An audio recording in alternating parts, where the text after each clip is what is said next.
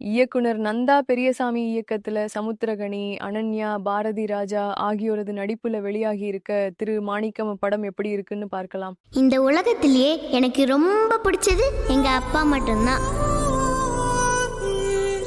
இந்த படத்தோட கதை என்னன்னா, நாயகன் சமுத்திரகனி தன் மனைவி மற்றும் 2 பெண் குழந்தைகளோட சேர்ந்து கேரளாவுக்கு பக்கத்துல இருக்க குமுளி பகுதியில வாழ்ந்துட்டு வராரு. லாட்டரி சீட்டு கடை வச்சு பிழப்பு நடத்திட்டு வரும் இவரு ரொம்ப நேர்மையானவராகவும் இருக்காரு. அதே நேரம் குடும்ப கஷ்டத்துல இருக்க பாரதி ராஜா ஒரு நாள் சமுத்திரகனி கடைக்கு வந்து லாட்டரி சீட்டு வாங்குறாரு. ஆனா அவர் தன் கையில வச்சிருந்த காசை எங்கேயோ தவற விட்டதால அந்த சீட்டை அப்படியே எடுத்து வை, காசு கொடுத்துட்டு வாங்கிட்டு போறேன்னு சொல்லிட்டு போறாரு. அவர் சொன்ன மாதிரி சமுத்திரகனியும் அந்த லாட்டரி சீட்டை தனியா எடுத்து வைக்கிறாரு. ஆனா பாரதி ராஜா கடைசி வரை காசு கொண்டு வரல. இந்த நிலையில அந்த லாட்டரி சீட்டுக்கு 1.5 கோடி ரூபாய் பணம் விழுது. இப்ப அந்த லாட்டரி சீட்டை பாரதி ராஜா கிட்ட கொண்டு போய் சேர்க்க நினைக்கிறாரு.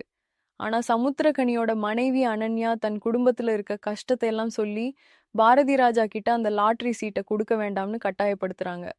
ஆனா சமுத்திரகனி தன் மனைவி சொல்றத கேட்காம பாரதி ராஜாவை தேடி போறாரு. ஒரு பக்கம் போலீஸும் சமுத்திரகனிய தேடுது.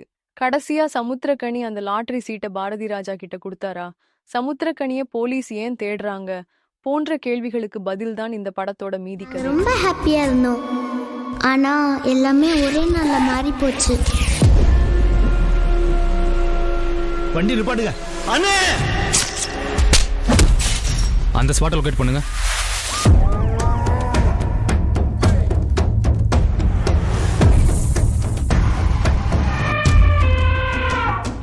படத்துல நாயகனா வர சமுத்திரகனி நேர்மையான மனிதரா மனசுல பதிறாரு.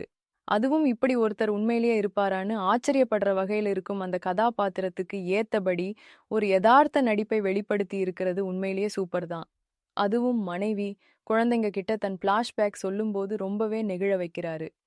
நாயகியா வர அனன்யா குடும்ப சூழ்நிலைய சொல்லும் ஒரு பொறுப்புள்ள குடும்ப தலைவியா நடிச்சிருக்காங்க. அன்பாவும் அதே நேரம் பணத்துக்காக கோபப்படும் காட்சிகள்லையும் கவர்ந்து இழுக்கிறாங்க. இயக்குனர் பாரதி ராஜா தன் உடல் மொழியாலேயே பரிதாபத்தை வரவழைக்கிறாரு. அதே போல நாசர், இளவரசு, சின்னி ஜெயந்த்னு பலரும் தங்களோட சிறந்த நடிப்பை கொடுத்து திரைக்கதைக்கு உதவி இருக்காங்கன்னே சொல்லணும். லாட்டரி சீட்டை மையமா வச்சு இந்த படத்தை இயக்கி இருக்காரு இயக்குனர் நந்தா பெரியசாமி. படத்தோட முதல் பாதி விறுவிறுப்பாவே இருக்கு. 2ஆம் பாதி திரைக்கதையில சில நாடகத்தன்மையான காட்சிகளை தவிர்த்து இருந்தா இன்னும் சூப்பரா இருந்திருக்கும். அதே மாதிரி காமெடி காட்சிகள்ல பெருசா கை கொடுக்கல. விஷால் சந்திரசேகர் இசையில பாட்டும் பின்னணி இசையும் ரசிக்க வைக்குது. ஒளிப்பதிவாளர் சுகுமாரோட கேமரா கேரளமலை பகுதிய ரொம்ப அழகாவே படம் பிடிச்சு காட்டியிருக்கு. மொத்தத்துல இந்த படம் எப்படி இருக்குன்னா, பணம்னு வந்துட்டா மனுஷங்களோட குணம் எப்படியெல்லாம் மாறும்ன்றதையும், அதே நேரம் நேர்மையாகவும் உண்மையாகவும் இருந்தா அவங்களுக்கு பணத்தை விட பெரிய சன்மானம் கிடைக்கும்ன்றதையும் அழுத்தி சொல்லியிருக்கு.